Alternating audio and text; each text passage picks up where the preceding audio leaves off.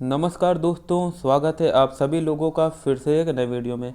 तो दोस्तों, जैसा कि आप सभी को पता होगा, जो भी इस चैनल को फॉलो कर रहे हैं शुरू से ही, तो दोस्तों क्लास 6 की ज्योग्राफी की एनसीईआरटी स्टार्ट है, ठीक, जो कि चल रही है। इसके एमसीक्यूज भी अलग से हम लोग कवर कर रहे हैं, तो आपको दोनों का ही जो है प्लेलिस्ट मिल जाएगी, ठीक, एनसीईआरटी के एमसीक्यूज का और जो चैप्टर वाइज हम लोग पढ़ रहे हैं बुक के माध्यम से, वो भी दोस्तों आपको जो प्लेलिस्ट है वो मिल जाएगी, ठीक।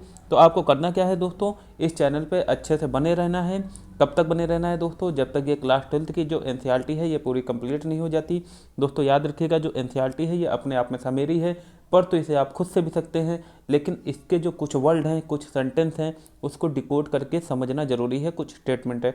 तो दोस्तों चाहे वनडे एग्जाम हो या यूपीएससी हो या यूपीपीसीएस हो, कोई भी एग्जाम हो दोस्तों, एनसीईआरटी बहुत ज़्यादा जरूरी होती है ज्योग्राफी के लिए। तो आइए स्टार्ट करते हैं आज का जो छठा चैप्टर है क्लास 6 का, पृथ्वी के प्रमुख स्थल रूप, ठीक, या मेजर लैंडफॉर्म्स ऑफ दी अर्थ। तो दोस्तों देखिए, इसमें पढ़ना क्या है, इसमें जितने भी जो पृथ्वी के प्रमुख स्थल रूप होते हैं उसके बारे में हम लोग अच्छे से पढ़ेंगे। जैसे पहाड़ी हो गई, पर्वत हो गए, मैदान हो गए, कैसे बनते हैं, है ना।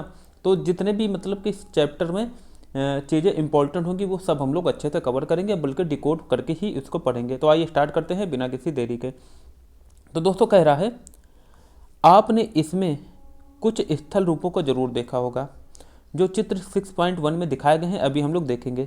आप देखेंगे कि पृथ्वी की सतह सभी जगह एक समान नहीं है, बिल्कुल नहीं है दोस्तों। कहीं पर्वत हैं, कहीं पठार है, कहीं मैदान है ना, कहीं पर्वत में भी कहीं ज्वालामुखी पर्वत है, कहीं बृहस्पति पर्वत है ना। तो दोस्तों जो है हर प्रकार से जो पृथ्वी की सतह है वो कहीं भी समान नहीं है, उबड़ खाबड़ है, या हम लोग ये कह सकते हैं कि पृथ्वी पूरी तरह से गोल तो एकदम ही नहीं है, ठीक।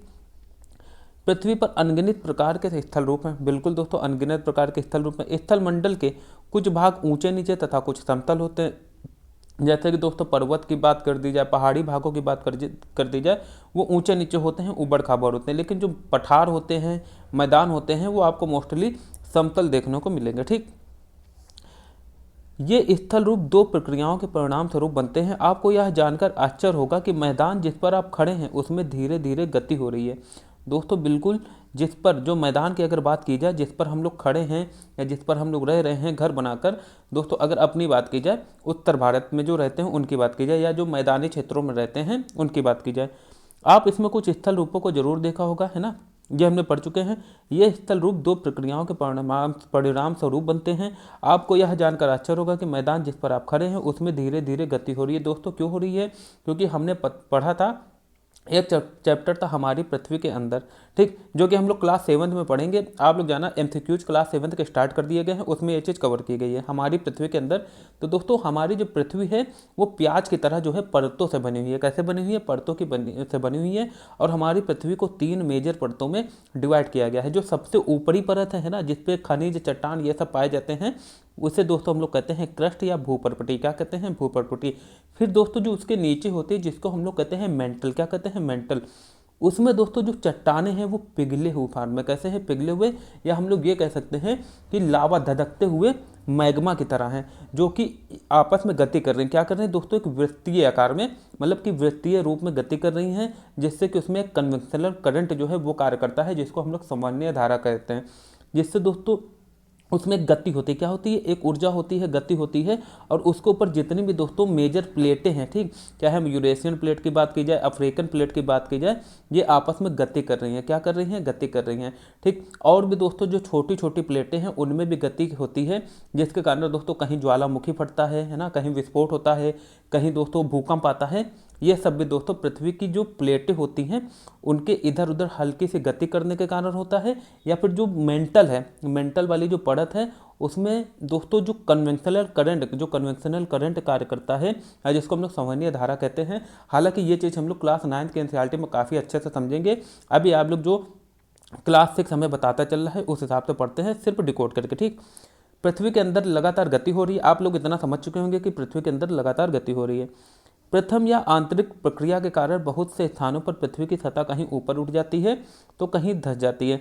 तो दोस्तों याद रखना, प्रथम या आंतरिक प्रक्रिया का मतलब है जो पृथ्वी में दोस्तों एक एंडोजेनिक फोर्स कार्य करता है, या जिसको हम लोग कहते हैं अंतर्जनित बल, है ना, जिसकी अभी हमने बात की। जो दोस्तों मेंटल वाली जो परत है उसमें दोस्तों मैग्मा पिघले हुए रूप में। हालांकि देखिए, अगर ये मैग्मा का मतलब ही होता है पिघली हुई चट्टानें, लेकिन कहाँ पर, पृथ्वी के अंदर की बात की जाए, ठीक। लेकिन जब यही मैग्मा पृथ्वी के बाहर आ जाते हैं, सतह के बाहर आ जाते हैं, तो इसे ही हम लोग लावा कह देते हैं, ठीक।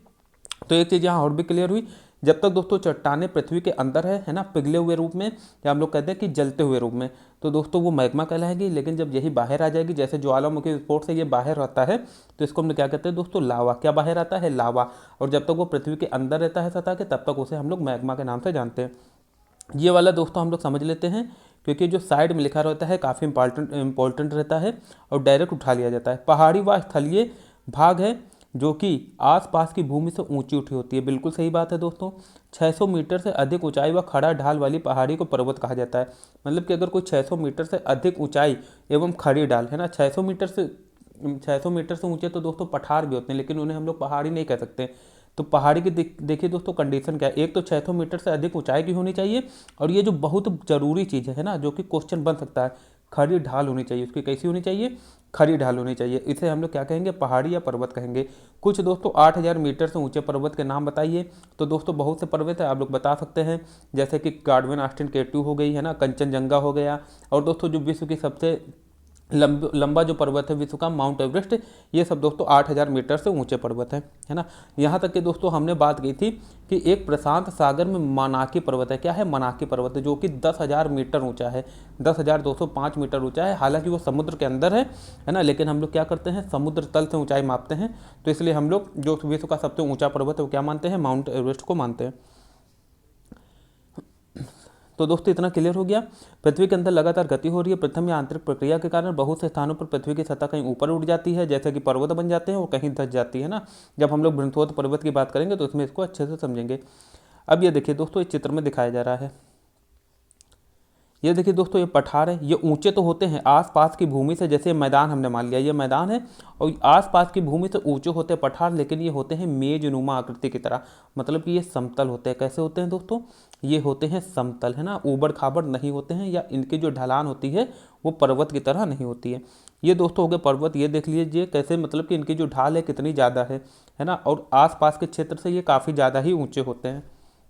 दोस्तों ये देखिए नदी घाटी है, ये सब हम लोग अच्छे से बात करेंगे क्लास 9th की एनसीईआरटी में, है ना, कि घाटी कैसे बनती है ना, ये सब। हालांकि ये सब बहुत से लोगों को पता होगा, लेकिन जिन्हें नहीं पता है वो लोग बस लाइन से बने रहिए इस वीडियो पर। इस चैनल को सब्सक्राइब कर देना, जो भी नहीं हो, आपका हर एक जो डाउट है वो क्लियर होगा।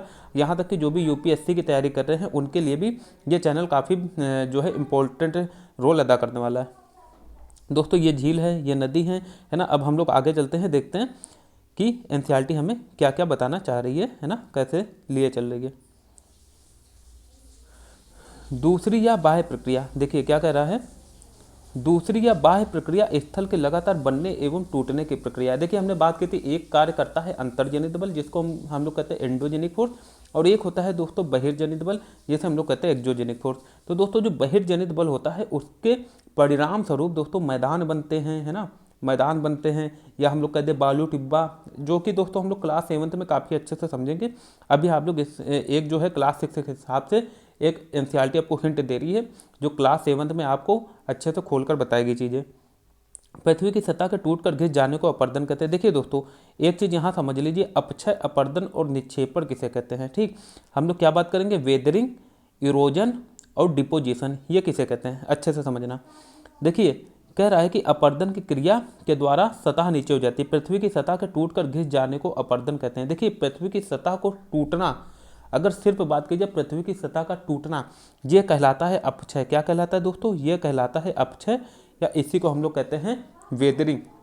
लेकिन अब अपर्दन की बात, अपर्दन किसे कहेंगे, जब ये प्रोसेस थोड़ा और आगे बढ़ जाए, जैसे कि पृथ्वी की सतह को टूटकर घिस जाना। घिस जाने का मतलब अब नदी या वायु के द्वारा जो सतह टूटी है या जो सेंटीमीटर इकट्ठा हुए हैं उसको नदी या वायु के द्वारा या हिमनद के द्वारा एक स्थान से दूसरे स्थान तक ले जाना।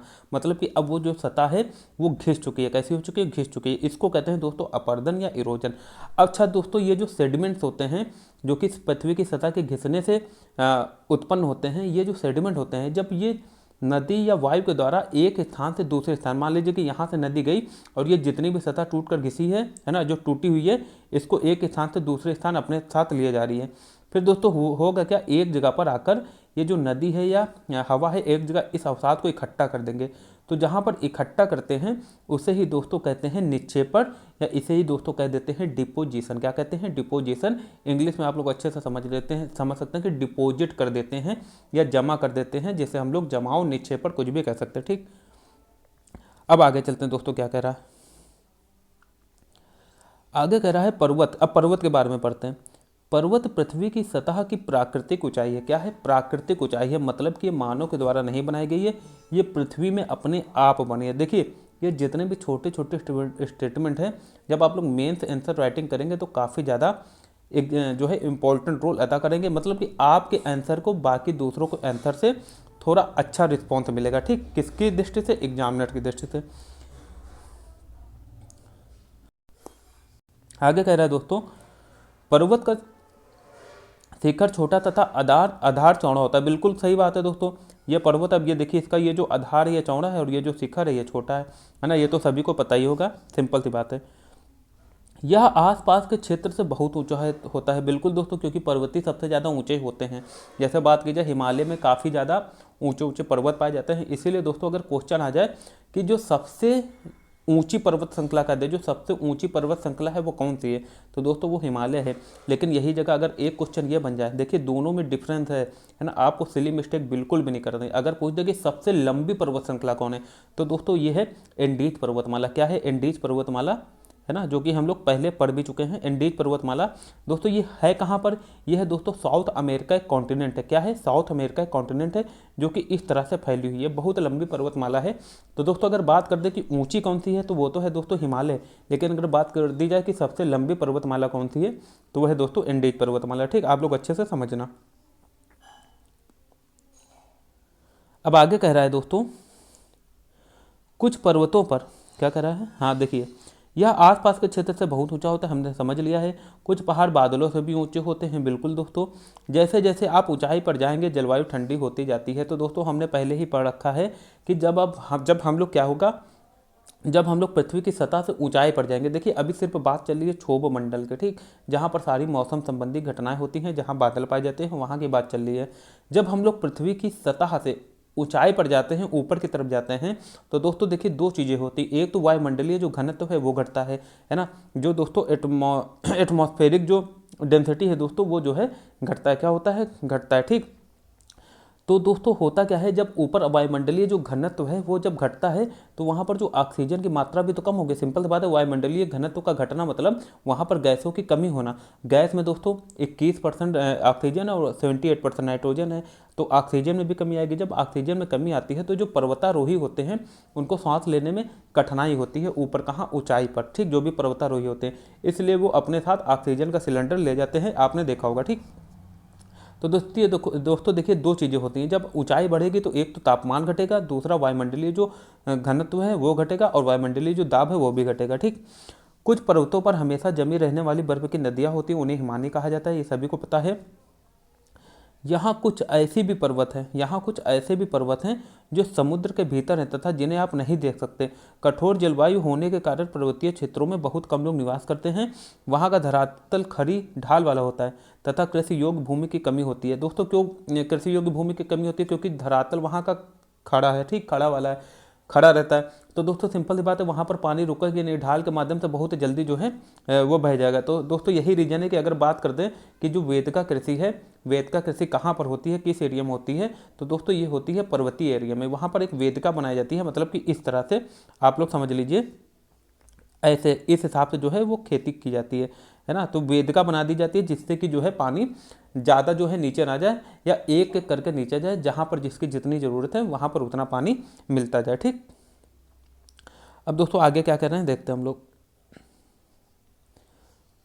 जहाँ कुछ ऐसे भी पर्वत हैं, ये हमने समझ लिया है कि जो समुद्र के भीतर, अभी हमने बात की कि दोस्तों जो प्रशांत सागर है इसमें विश्व का सबसे ऊंचा पर्वत, हालांकि उसे माना क्यों नहीं जाएगा, क्योंकि हम लोग जो ऊंचाई लेते हैं किससे लेते हैं, समुद्र तल से लेते हैं। ठीक, तो ये तो माइनस में चली जाएगी अगर हम लोग देखा जाए तो ऐसे दोस्तों जो सबसे ऊंचा पर्वत है, जो एवरेस्ट से भी ऊंचा है, वो समुद्र तल में है, मतलब कि समुद्र के अंदर है, जिसे हम लोग मानावकी पर्वत के नाम से जानते हैं।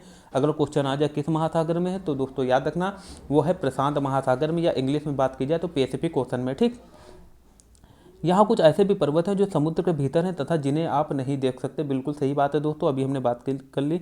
कठोर जलवायु होने के कारण पर्वतीय क्षेत्रों में बहुत कम लोग निवास करते हैं। बिल्कुल दोस्तों, एक तो वहाँ पर बहुत ठंडी जलवायु होती है, एक तो लैंड स्लाइडिंग होती है, दूसरा दोस्तों जानवरों का भी खतरा बना रहता है वहाँ पर, है ना।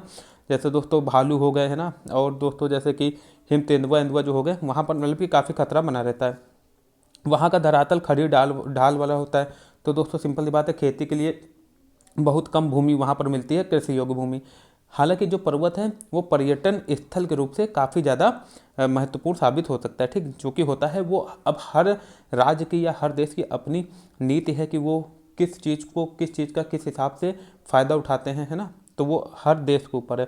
वरना दोस्तों अगर अफ्रीका की बात की जाए तो अफ्रीका के पास दोस्तों एक से एक चीज़ें, मतलब कि जो अफ्रीका की बात की जाए तो अगर वहाँ खनन किया जाए तो अफ्रीका सबसे ज़्यादा विश्व का सबसे ज़्यादा अमीर देश बन सकता है।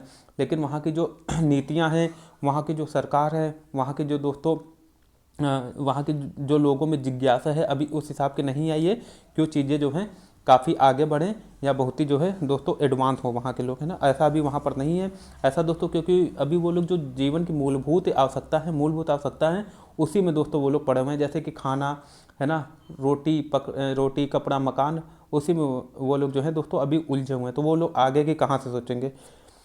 तो यही रीज़न है कि दोस्तों अपना इंडिया जो है वो अफ्रीकन जो कंट्रीज़ हैं वहाँ पर अच्छा कूटनीतिक जो है रिश्ता है ना, बना रहा है। वहाँ का धरातल खड़ी ढाल वाला होता है तथा कृषि योग्य भूमि की कमी होती है। ये चीज़ हम लोग अच्छे से समझ चुके हैं। पर्वत एक रेखा के क्रम में व्यवस्थित होते हैं जिसे श्रृंखला कहते हैं। जैसे हमने बात की, जैसे कि हिमालय पर्वत है, ये भी दोस्तों एक श्रृंखला है। क्या है? श्रृंखला है। एंडीज पर्वतमाला हम लोग क्या कहते हैं? हिमालय पर्वतमाला, ठीक। अब हिमालय पर्वतमाला क्यों? क्योंकि इसमें बहुत सारे पर्वत है जो कि एक श्रृंखला बनाता है। जैसे कि Everest, Kanchenjunga, Godwin Austen K two, Nanda पर्वत, है ना, और जैसे मकालू, ये सब दोस्तों जितने हैं हिमालय के हिस्से हैं जो कि एक पर्वत श्रृंखला के रूप में है हिमालय में। अच्छा दोस्तों देखिए, अब हम लोग बात करते हैं कि भूपर्वतीय वलित पर्वत किसे कहते हैं। तो अगर हिमालय की बात की जाए तो दोस्तों हिमालय भी क्या है, अगर दोस्तों बात की जाए हिमालय की, तो हिमालय भी क्या है दोस्तों? एक वलित पर्वत है, ठीक। कैसे दोस्तों? याद रखना, अपना जो हिमालय है कैसे बना, वो चीज़ पहले हम लोग अच्छे से समझते हैं, ठीक। दोस्तों हुआ क्या था, हमने अब कई बार बात की भी है, आपको बताया भी है। ये दोस्तों एक थी यूरेशियन प्लेट, ठीक।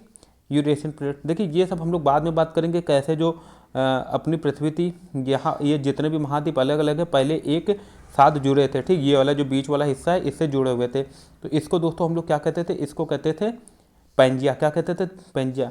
फिर दोस्तों क्या होता है, ये जो हिस्सा था दोस्तों ये दो भाग में टूट गया। किस भाग में टूट गया? दो भाग में। एक तो बन गया दोस्तों अंकारा लैंड या जिसे हम लोग लॉरेशिया कहते हैं, और एक दोस्तों बन गया गोंडवाना लैंड, ठीक। तो अपना जो इंडिया है वो गोंडवाना लैंड का भाग है, याद रखना। फिर दोस्तों इसके और टुकड़े होते हैं, 4-5 टुकड़े होते हैं जिसकी अब हम लोग बात करने वाले हैं, ठीक, समझेंगे। तो दोस्तों फिर हुआ क्या था, एक जो महाद्वीप का टुकड़ा था वो था दोस्तों यूरेशियन प्लेट। कौन थी दोस्तों? Eurasian plate. ये हमने मान लिया कि ये पूरी पृथ्वी है। और दोस्तों यहाँ पर क्या थी? ये अफ्रीकन प्लेट थी, ठीक। इधर से अपना इंडिया निकला, ठीक, इंडिया निकला दोस्तों। और यहाँ पर हुआ क्या था दोस्तों? एक टेथिस सागर था, ठीक। अब सिंपल सी बात है, यूरेशियन जो प्लेट है ये, यहाँ से बहुत सारी नदियाँ यहाँ पर गिर रही होंगी इस सागर में, टेथिस सागर में, तो अपने साथ अवसाद भी इकट्ठा कर रही होंगी। तो दोस्तों ये नदियाँ यहाँ पर काफ़ी, ये चीज़ें जो प्रोसेस थे दोस्तों ये काफ़ी लाखों साल में, ठीक, लाखों करोड़ों साल में। तो यहाँ काफ़ी सेडिमेंट जो थे, अवसाद इकट्ठा हो चुके थे।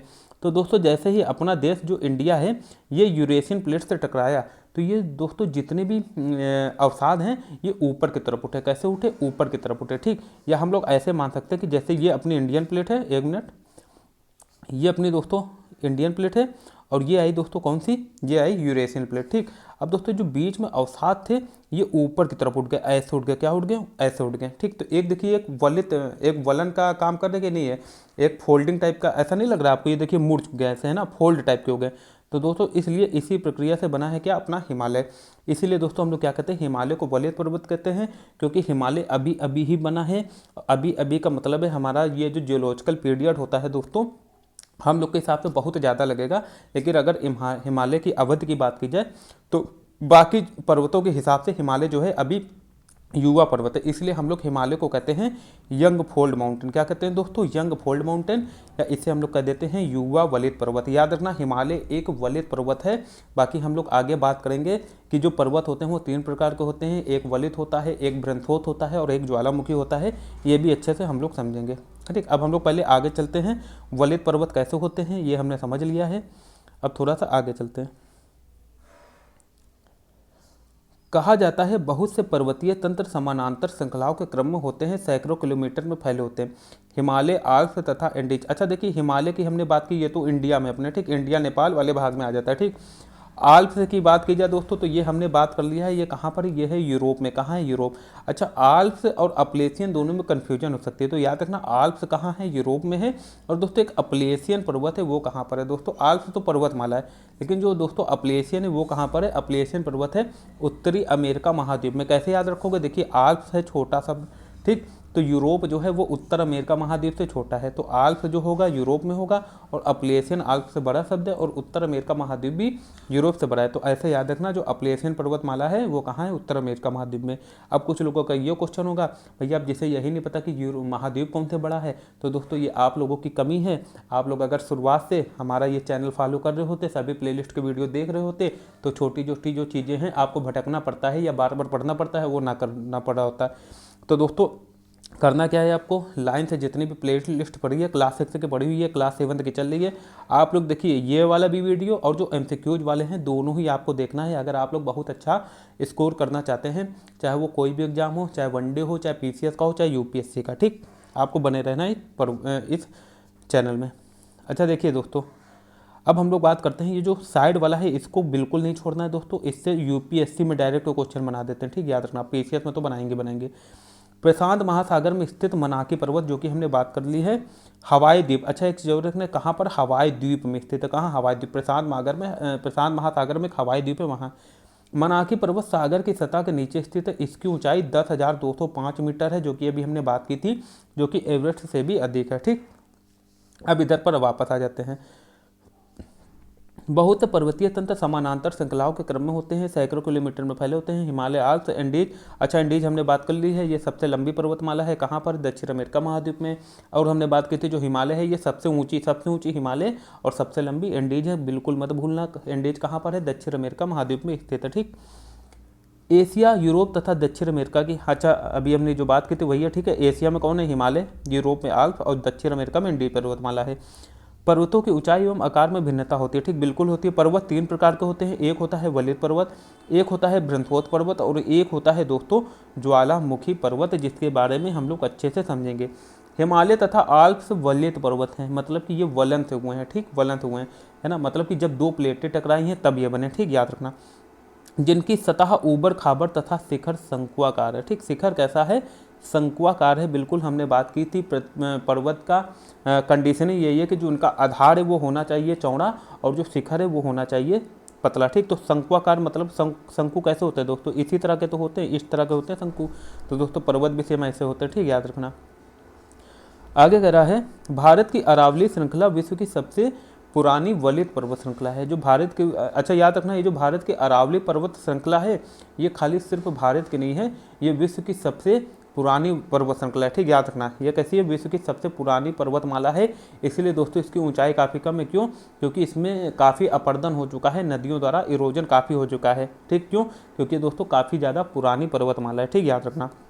तो देखिए इसको जितना बढ़ना था वो तो बढ़ चुकी थी, ये ठीक, ये तो बढ़ चुका था, है ये वलिती पर्वत, ये याद रखना आप लोग, कैसा है?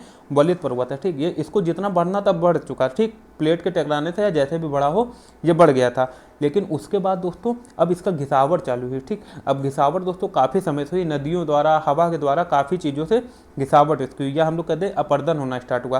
तो दोस्तों ये काफ़ी पुरानी पर्वतमाला होने के कारण इसका अपरदन काफ़ी ज़्यादा हो चुका था, इसलिए दोस्तों ये सबसे पुरानी वलित पर्वतमाला है, ये तो पक्का है। लेकिन इसकी जो ऊंचाई है ये भी काफ़ी कम है। अपरदन की प्रक्रिया के कारण यह श्रृंखला घिस गई है। उत्तर अमेरिका के अपलेशियन, जो कि अभी हमने बात की थी, तथा रूस के यूराल पर्वत गोलाकार दिखाई देते हैं एवं इनकी ऊंचाई कम है, ठीक। ये बहुत पुराने वलित पर्वत हैं। तो दोस्तों बात की जाए उत्तर अमेरिका का, चाहे अपलेशियन पर्वत हो या रूस का यूराल पर्वत। अच्छा रूस के यूराल पर्वत में एक बात हमने और भी कही थी कि यूरोप से एशिया को जो कि हम लोग संयुक्त रूप से यूरोप और एशिया को यूरेशिया कहते हैं, सभी को पता होना चाहिए। यूरोप को एशिया से, एशिया महाद्वीप से कौन सा पर्वत अलग करता है ना, या पृथक करता है, हमने बात की थी, वो है दोस्तों यूराल पर्वत। क्या है? यूराल पर्वत। ठीक, कहाँ पर है? कहाँ पर है दोस्तों? रूस में। ठीक, और है कैसा पर्वत? यूराल की बात की जाए या अपलेशन की बात की जाए या बात करते जाए अरावली पर्वत श्रृंखला की, तो दोस्तों जितने भी हैं तीनों पर्वत दोस्तों कैसे हैं? गोलाकार है। कैसे हैं? एक तो गोलाकार है, और जो तीसरी बात है, देखिए इसकी बात की जाए, ये जो यूराल पर्वत है और अपलेशियन पर्वत, ये दोस्तों कैसे हैं? गोलाकार हैं, और ये युवा वलित नहीं है, ये जो है पुराने वलित पर्वत हैं। कहते हैं पुराने वलित पर्वत, याद रखना अभी वलित पर्वत ही चल रहा था। तो दोस्तों चाहे बात की जाए किसकी, हिमालय की बात की जाए, अरावली की बात की जाए, अपलेशियन की बात की जाए, यूराल की बात की जाए या आल्प्स की बात की जाए, सभी कहते हैं वलित पर्वत है दोस्तों। कैसे हैं? वलित पर्वत। ठीक, अब आगे चलते हैं हम लोग। जब बहुत बड़ा भाग टूट जाता है तथा ऊर्ध्वाधर रूप से विस्थापित हो जाता है, तब बृहन्थोथ पर्वत का निर्माण होता है। तब दोस्तों क्या होता है?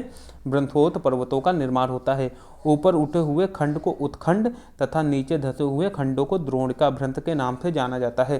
दोस्तों याद रखना, होता क्या है, मान लीजिए कि ये जो है तीन चीज़ें, ठीक, ये तीन एरिया है। ठीक, बात की जाए, ये हो गया ए, है ना, ये हो गया बी, ये हो गया सी। ठीक, ये तीन है भूमि के टुकड़े हैं, हमने बात कर ली। ठीक, अब होता क्या है दोस्तों, मान लीजिए किसी कारणवश ये जो बी वाला टुकड़ा है दोस्तों, ये नीचे धस जाता है।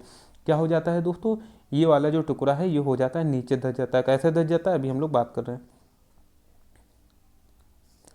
ये जो दोस्तों ये वाला टुकड़ा है बी वाला, नीचे धस जाता है। कैसे धस जाता है, ये हम लोग बात करते हैं भी तुरंत। अब दोस्तों हुआ क्या, मान लिया कि ये जो बी वाला था हिस्सा वो धस गया नीचे। ठीक, कैसा हो गया? वो धस गया नीचे, है ना। तो अब ये जो ऊपर वाला जो हिस्सा है दोस्तों, ये बन जाता है पर्वत। क्या बन जाता है? पर्वत की तरह हम लोग इसको समझते हैं। तो दोस्तों ये जो ऊपर वाला हिस्सा होता है, ये हो जाता है बृहन्थोथ पर्वत के नाम से जाना जाता है। अच्छा याद रखना, जो ऊपर उठा हुआ हिस्सा होता है, इसको हम लोग कहते हैं दोस्तों, इसको हम लोग दोस्तों उत्कंठ कहते हैं, या इंग्लिश में इसी को कहते हैं हार्ट। क्या कहते हैं दोस्तों? हार्ट। ठीक, याद रखना, है ना, उत्कंठ। अच्छा, जो नीचे धस जाता है इसको हम लोग कहते हैं ग्राबन, या इसी को हम लोग कहते हैं द्रोणिका भ्रंथ। ठीक, अभी हम लोग बात करेंगे दोस्तों, यही रीजन है कि जो नर्मदा और तापी नदियां हैं वो पश्चिम से, मतलब कि जो पूरब से पश्चिम की तरफ बहती हैं, मतलब कि वो अरब सागर में गिरती हैं। जबकि जो बाकी ज़्यादातर मोस्टली नदियां हैं, हम लोग बात की जाए गोदावरी, कृष्णा, कावेरी, महानदी या गंगा, ब्रह्मपुत्र, जिसकी भी बात की जाए, ये सब दोस्तों बंगाल की खाड़ी में गिरती हैं। ठीक, कहाँ इनका जो बहने का क्रम है, हालांकि जो गंगा और ब्रह्मपुत्र होगी ये तो पहले उत्तर से दक्षिण की तरफ बहती हैं। ठीक, बाद में जो है बंगाल की खाड़ी में गिरती हैं। ठीक, तो दोस्तों क्वेश्चन अगर कभी भी आ जाए कि जो नर्मदा और तापी नदियां हैं ये उल्टा क्यों बहती हैं, मतलब कि ये पूरब से पश्चिम की तरफ क्यों बहती हैं, या बात की जाए ये अरब सागर में क्यों गिरती हैं, तो आप लोग का जवाब क्या होगा? जवाब एक ही होगा, क्योंकि ये भ्रंथ घाटी से होकर बहती हैं। ठीक है, रिफ्ट वैली से होकर बहती हैं। अच्छा, अब आगे कह रहा है यूरोप की राइन घाटी तथा वास्चेज पर्वत इस तरह के पर्वत तंत्र के उदाहरण है। तो दोस्तों याद रखना, अगर पूछ दे कि बृहन्थोथ पर्वत में कौन आता है, तो देखिए राइन घाटी या वास्चेज पर्वत के बारे में पूछ दिया जाए कि ये कैसा पर्वत है, तो आप लोग याद रखना ये बृहन्थोथ पर्वत है। कैसे हैं? बृहन्थोथ पर्वत है ना। एटलस में दिए विश्व मानचित्र में उनकी स्थिति को देखिए। आप लोग एटलस का जरूर यूज कर रहे होंगे, है ना, क्योंकि अगर ज्योग्राफी पढ़ रहे हैं तो एटलस तो बहुत ज़्यादा जरूरी है, आप लोग उसको डेली देखते जरूर रहा कीजिए। ठीक, विश्व मानचित्र में उनकी स्थिति को देखिए, बिल्कुल आप लोग देख लेना अच्छे से। ज्वालामुखी पर्वत, अच्छा देखिए यहाँ पर हम लोग खुद समझ लेते हैं। ठीक, यहाँ पर देखिए दिखाया गया है, ये देखिए दोस्तों, ये जो ऊपर उठा हुआ खंड है इसको हम लोग उत्खंड कहते हैं, या दोस्तों इसी को हम लोग हार्ट कहते हैं, और जो नीचे वाला है इसको द्रोणिका भ्रंथ या ग्राबन कहते हैं। ठीक, अच्छा इसी को दोस्तों क्या कहा जाता है? बृहन्थोथ पर्वत कह दिया जाता है। अब आगे चलते हैं, आगे कह रहा है पर्वत बहुत लाभदायक होते हैं। बिल्कुल, पर्वत जल के संग्रहार होते हैं। बिल्कुल, क्यों? अच्छा, जल के संग्रहार क्यों होते हैं? क्योंकि आप सभी को पता होगा ऊंचाई पर जाने पर तापमान घटता है। जब तापमान घटेगा तो सिंपल सी बात है वो 0 डिग्री सेल्सियस से नीचे भी पहुंच जाएगा, और हम सभी को पता है जल जो है वो 0 डिग्री सेल्सियस पर जमने लगता है। तो सिंपल बात है, जितनी भी नदियां होंगी जल वाली, नदियों में जल होता ही है, तो दोस्तों सिंपल सी बात है वो भी जम जाएंगी। जब वो जम जाएंगे दोस्तों वो वर्ष भर जमी रहेंगी, और जब गर्मी का मौसम होगा दोस्तों तो क्या होगा? गर्मी के मौसम में वो हल्की हल्की पिघलेंगी, तो दोस्तों उनसे पानी निकलेगा। यही रीजन है दोस्तों, जो हिमालयन नदियाँ होती हैं वो वर्ष भर दोस्तों नहीं सूखती। क्यों? क्योंकि उनको इन्हीं नदियों से, जो जमी हुई नदियाँ होती हैं, इनको गर्मी के मौसम में भी पानी मिलता रहता है। जबकि अगर प्रायद्वीपीय भारत की नदियों की बात की जाए तो दोस्तों सूख जाती हैं। क्यों दोस्तों? क्योंकि वो जो है वर्ष भर सिर्फ वर्षा पर ही निर्भर रहती है। तो सब नहीं सूखती, लेकिन कुछ जो हैं वो सूख जाते हैं। ठीक, बहुत सी नदियों का, जैसे दोस्तों बात की जाए, एक बात करेंगे अभी हम लोग लूनी नदी के आगे करेंगे, ठीक। इसको अभी जैसे एनसीईआरटी चला रहा है वैसे चलना है। बहुत सी नदियों का स्रोत पर्वतों में स्थित हिमानियों में होता है। जलाशयों के जल को लोगों तक पहुंचाया जाता है। बिल्कुल, पर्वतों के जल का उपयोग सिंचाई तथा पनबिजली के उत्पादन में किया जाता है, क्योंकि दोस्तों आप सभी को पता है पर्वत कैसा होता है, खड़ा ढाल वाला। तो यहाँ से जो जल है वो बहुत वेग से आता है। उस वेग का इस्तेमाल ही दोस्तों हम लोग क्या करते हैं, बिजली के बनाने में करते हैं। कैसे? यहाँ पर हम लोग बांध बना देते हैं, और दोस्तों जब जो जल है वो काफ़ी वेग से आता है, तो उससे दोस्तों हम लोग क्या करते हैं, यहाँ पर हाइड्रो पावर प्लांट का स्थापित किया जाता है, हाइड्रो पावर प्लांट, जिससे हम लोग बिजली बना लेते हैं, ठीक।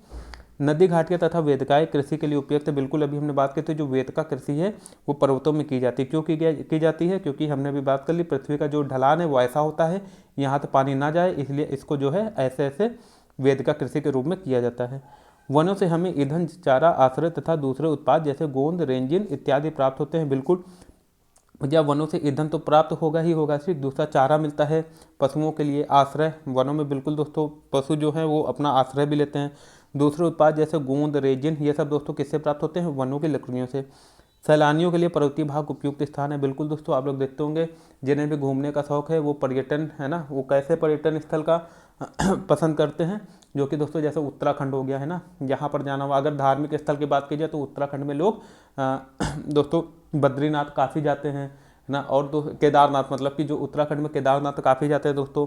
और अगर बात की जाए और भी घूमना है तो दोस्तों जम्मू कश्मीर, हिमाचल, यहाँ मतलब कि जो हिमाचल प्रदेश है यहाँ काफ़ी जाते हैं, ठीक। वे पर्वतों की यात्रा उनकी प्राकृतिक सुंदरता को देखने के लिए करते हैं, यह भी बिल्कुल सत्य बात है, जो कि अभी हमने समझ ली है। अब आगे चलते हैं। विभिन्न खेलों की बात की जाए दोस्तों, जैसे पैराग्लाइडिंग है। बिल्कुल दोस्तों, ये ऊपर से फांदते हैं पहाड़ से, पैराग्लाइडिंग करते हैं, है ना। रिवर राफ्टिंग, स्कीइंग पर्वतों के प्रचलित खेल हैं।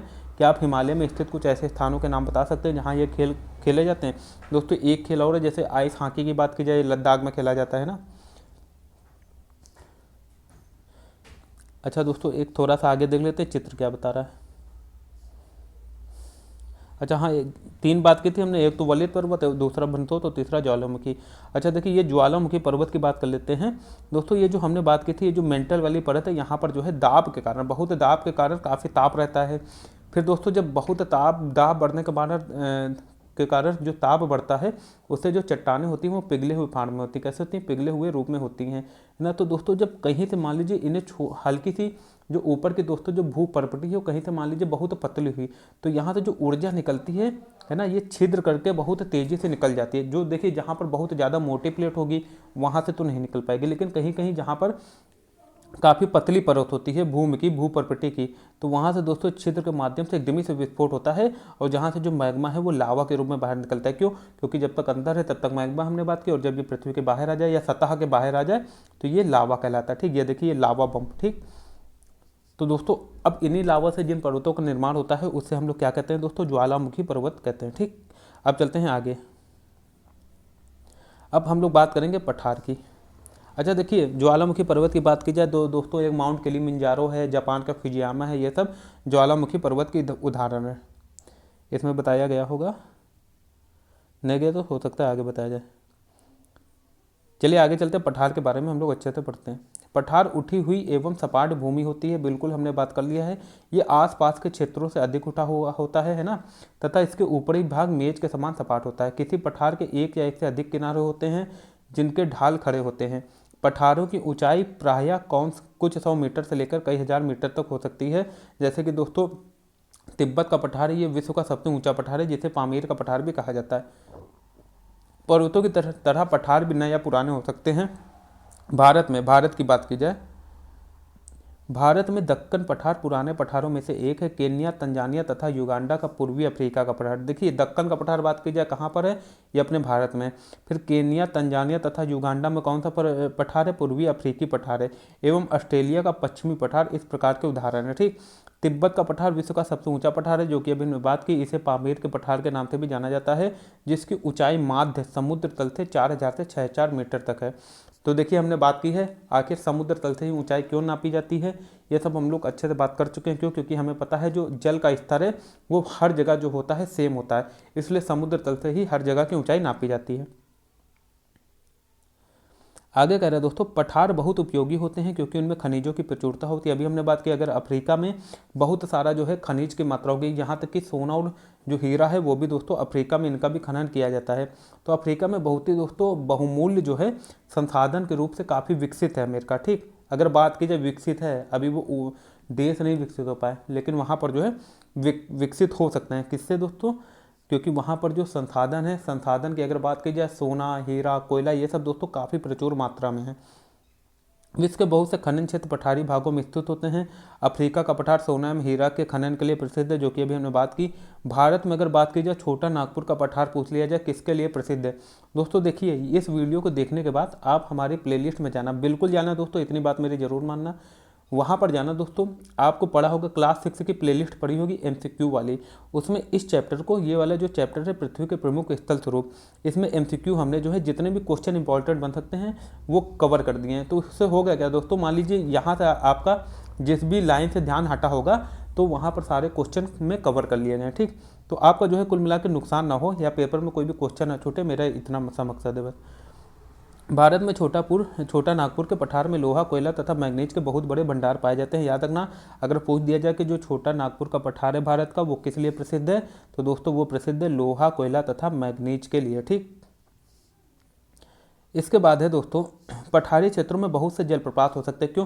क्योंकि हमें पता है जो पठारी भी देखिए, मैदानी जो होती है वो तो मुलायम होती है, लेकिन अगर पठारी की बात की जाए तो पठारी जो भूमि होती है वो काफ़ी सख्त होती है या काफ़ी ठोस होती है। तो यहाँ दोस्तों ऊंचाई से जब नदियाँ गिरती हैं तो काफ़ी रमणीय ये जो दर्शनीय स्थल के रूप में जो है ये प्रसिद्ध होते हैं, या इसे हम लोग कह सकते हैं पर्यटन स्थल के रूप में इनका प्रयोग किया जाता है। हर राज्य या देश करते हैं। ठीक, इनका फ़ायदा उठाते हैं क्योंकि यहाँ नदियाँ ऊंचाई से गिरती हैं। भारत में छोटा नागपुर का पठार पर स्वर्णरेखा नदी पर स्थित हुंडरू जलप्रपात, देखिए दोस्तों ये क्वेश्चन काफ़ी बार पेपर में पूछा गया है। एक तो ये पूछ दिया जाएगा कि हुंडरू जलप्रपात कहाँ है, तो अपने भारत में है, और किस नदी पर स्थित है, तो स्वर्णरेखा नदी पर स्थित है। ठीक, तथा कर्नाटक में जोग जलप्रपात, अच्छा जोग या गौरसप्पा जो कि दोस्तों बात की जाए, भारत की बात की जाए, ऊंचा जलप्रपात है भारत का, तो ये दोस्तों कहाँ पर है, कर्नाटक में है। इस प्रकार के जलप्रपातों के उदाहरण है लावा पठार में काली मिट्टी की प्रचुरता होती है, जो उपजाऊ एवं खेती के लिए काफ़ी अच्छी होती है। आप सभी को पता होगा जो काली मिट्टी होती है इसको काली कपास की मिट्टी भी कहा जाता है, या दूसरा इसका नाम होता है रेंगुर मिट्टी। ठीक, जो दोस्तों जो काली मिट्टी होती है कपास की खेती के लिए बहुत ज़्यादा लाभदायक सिद्ध होती है। हालांकि इसीलिए दोस्तों कपास के लिए इतनी ज़्यादा उपयोगी होती है कि इसे काली कपास की मिट्टी भी कह दिया जाता है, एवं खेती के लिए काफ़ी अच्छी होती है। कई पठारों में रमणीय स्थल होते हैं जो पर्यटकों को आकर्षित होते हैं। बिल्कुल सही बात है दोस्तों। अच्छा देखिए, यहाँ पर एक क्वेश्चन और बन जाएगा कि अगर पूछ दे कि विश्व का सबसे ऊंचा जलप्रपात कहाँ पर है, तो याद रखना दोस्तों वो है वेनेजुएला में। नाम क्या है, एंजल जलप्रपात। अच्छा एक क्वेश्चन और बन जाए कि वेनेजुएला जो है किस महाद्वीप का हिस्सा है, तो याद रखना वो दक्षिण अमेरिका महाद्वीप का देश है। अब दोस्तों आगे कह रहा है, मैदान की बात की जाए,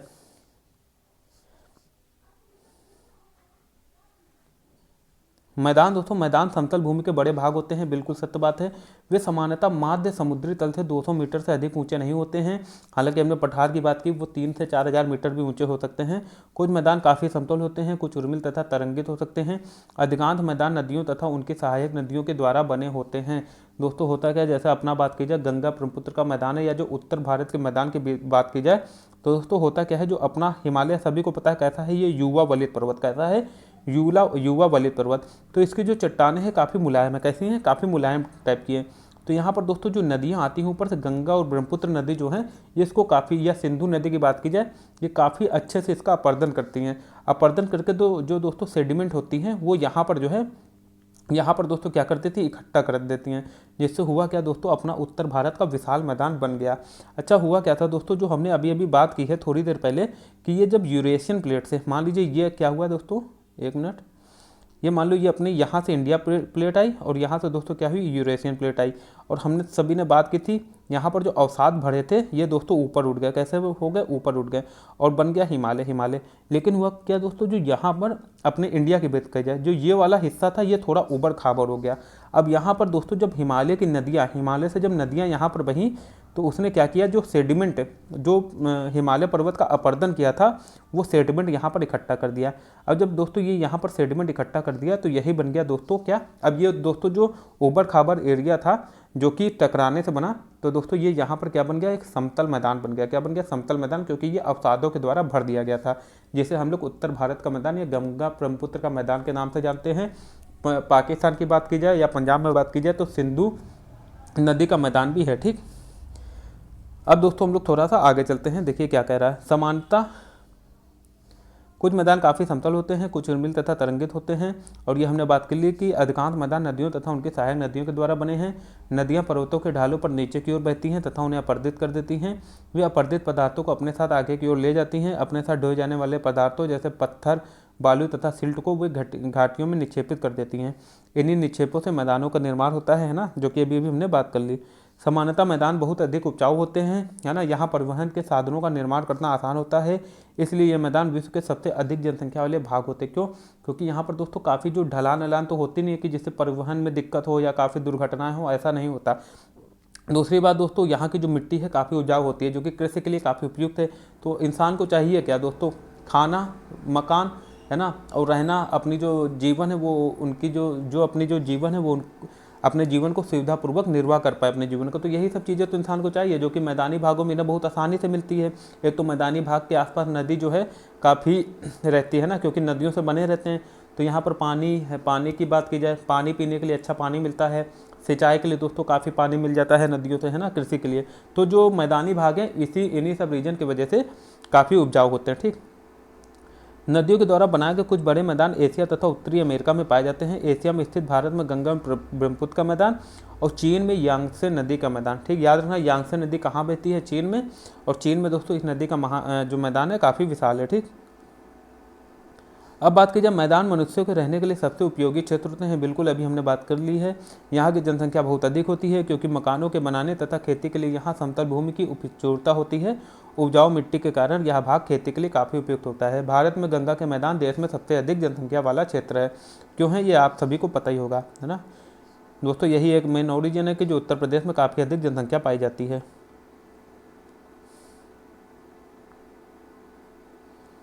अब आगे चलते हैं दोस्तों, स्थल रूप एवं लोग।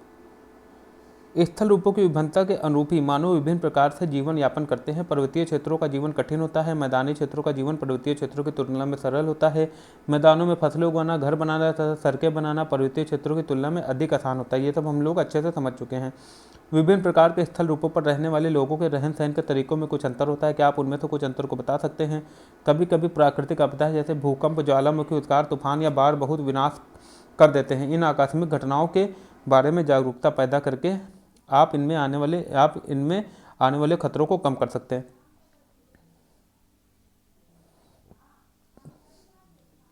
हम कितने तरीकों से जल एवं स्थल को उपयोग में ला सकते हैं। दोस्तों बहुत से तरीके हैं। स्थल की बात की जाए तो दोस्तों स्थल में सड़क बनाकर, है ना, स्थल में दोस्तों हम लोग खेती कर या की जाए दोस्तों स्थल में बहुत सारे दोस्तों पर्यटक स्थल बनाकर हर तरह से दोस्तों उपयोग में ला सकते हैं।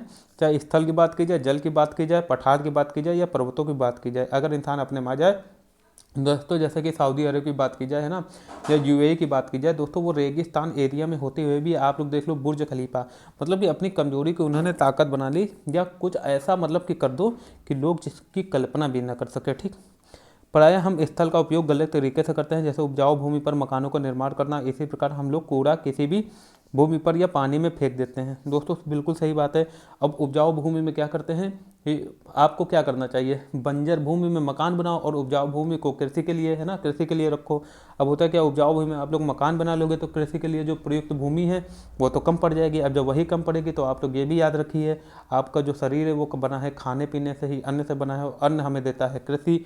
और सिंपल बात है, जब कृषि युक्त भूमि कम होगी तो अन्न कम उपजेगा।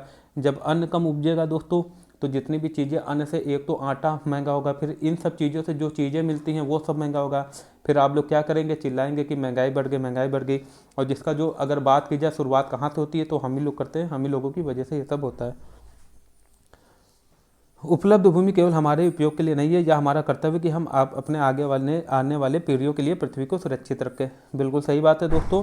हम लोगों को सतत विकास करना चाहिए, सस्टेनेबल डेवलपमेंट करना चाहिए। क्यों, क्योंकि जो दोस्तों जितने भी संसाधन हैं जो कि हम लोग अमूल संसाधन कहेंगे। इस पर किसी का कोई आधिपत्य नहीं है ना, ये हमें एक विरासत के रूप में मिली है जो कि कुछ समय के लिए ही, इसको हमें संभाल के रखना है अपने आगे आने वाली पीढ़ियों के लिए। ठीक, जैसे कि हम लोग अच्छे से अपने जीवन का निर्वाह कर रहे हैं, वो भी उसी तरह से करें, उन्हें किसी भी दिक्कत का सामना ना करना पड़े।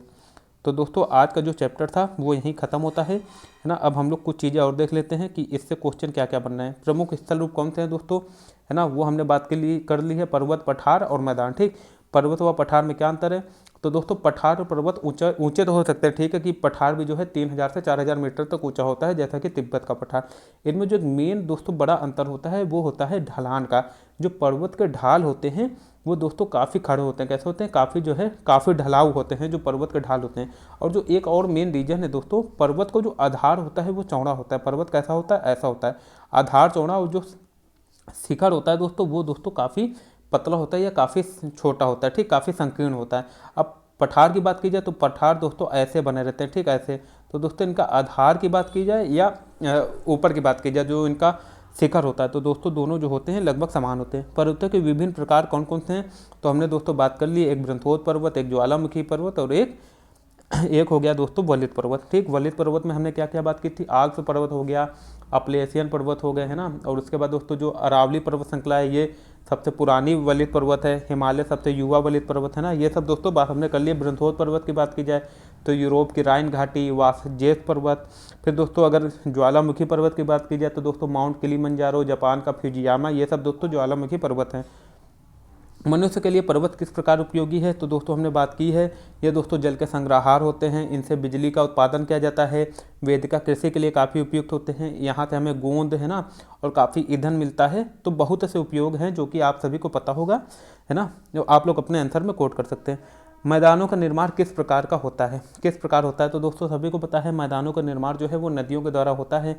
नदियाँ क्या करती हैं, जो पर्वत होते हैं उनसे उनका कटान करके या उन्हें अपर्दित कर कर उनका जो दोस्तों अवसाद होता है, सेडिमेंट होता है, उनको अपने साथ बहा कर लाती हैं और एक जगह इकट्ठा करती हैं। जहाँ पर इकट्ठा करती हैं दोस्तों वहाँ पर मैदान का निर्माण होता है। जैसे कि बात की जाए यांगत्से नदी का मैदान कहाँ पर है, चीन में है। अपने भारत में गंगा ब्रह्मपुत्र का मैदान है ना। और जैसे कि सिंधु नदी का, सिंधु तथा उसकी जो सहायक नदियाँ हैं उनका मैदान कहाँ पर है, पाकिस्तान पर बहुत बड़ा एक हिस्सा है उसका। नदियों द्वारा निर्मित मैदान सघन जनसंख्या वाले क्यों होते हैं, ये सब हम लोग बात कर चुके हैं, आप सभी को पता होगा क्यों होते हैं, क्योंकि यहाँ सड़कें आसानी से बन सकती हैं, यहाँ कृषि होती है, सिंचाई के लिए नदियाँ होती हैं, है ना। और दूसरी बात दोस्तों, यहाँ पर दोस्तों रहने के लिए उपयुक्त जो है चीज़ें होती हैं। जैसे कि बात की जाए दोस्तों, यहाँ पर संचार की बात की जाए, है ना, एक तो यहाँ की जो जलवायु है काफ़ी कठोर नहीं होती। ठीक, पर्वतों में दोस्तों काफ़ी ठंड होती है ना, जो कि रहने के लिए काफ़ी ज़्यादा दिक्कत होती है वहाँ पर। पर्वतों में जनसंख्या कम क्यों होती है, तो दोस्तों छठा और सातवां जो क्वेश्चन है लगभग एक समान है, आप लोग अच्छे से कर लोगे। अब हम लोग आगे समझते हैं क्या कह रहा है, सही गलत। पर्वत पठारों से भिन्न होते हैं किस रूप में, तो दोस्तों देखिए, ऊंचाई और ढाल की बात की जाए ये तो बिल्कुल ठीक है, ऊंचाई और ढाल बराबर हो सकती है, कोई बात नहीं, है ना।